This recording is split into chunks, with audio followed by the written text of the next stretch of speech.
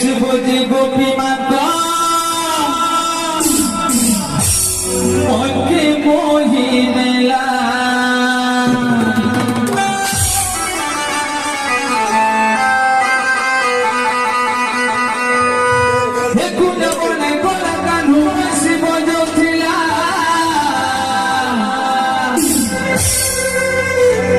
বসবজি গোপী মাতা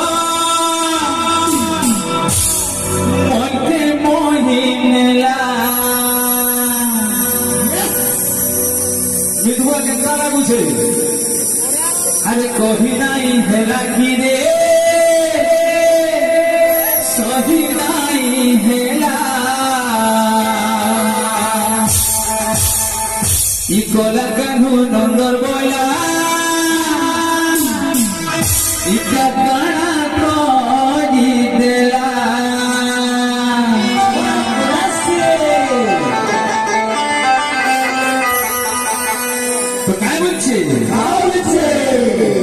আরে কুঞ্জ বনে কোলা কানু বৈশি বজাউছিলা রে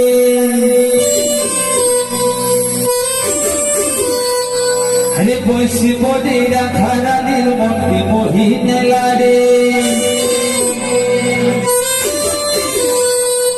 আগে আমরা যদি ভাল লাগুছে বেলে বেলে তালিতে পিটে দেবো খারাপ লাগলে পিটবে আরে মনকে মোহি নেলা রে মনকে মোহি নেলা রে আরে মনকে মোহি নেলা রে মনকে মোহি নেলা রে আরে মনকে মোহি নেলা রে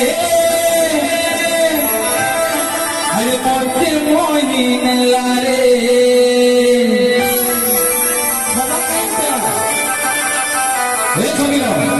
झुमरा लगुचे काय लाल लाल लिपस्टिक घिनी देला रे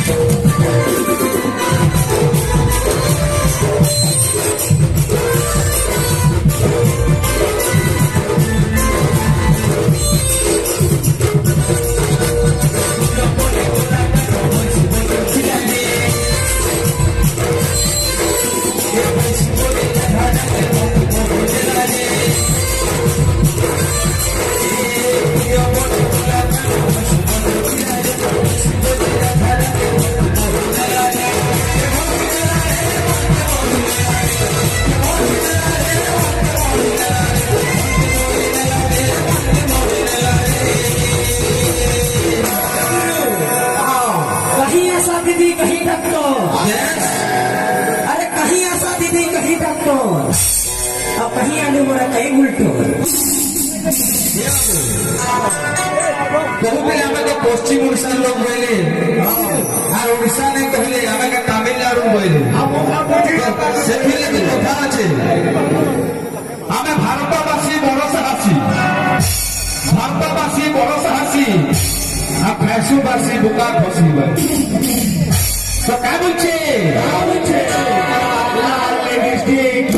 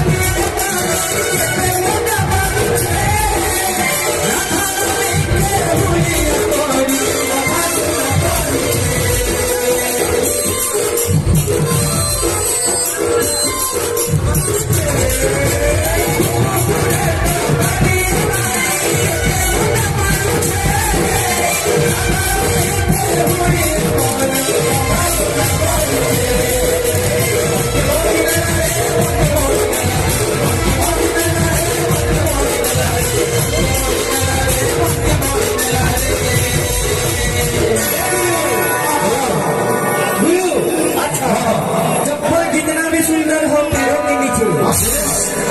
चप्पल जितना भी सुंदर हो पैरों के नीचे, तुम्हारा चप्पल है अमर खदिया के पीछे।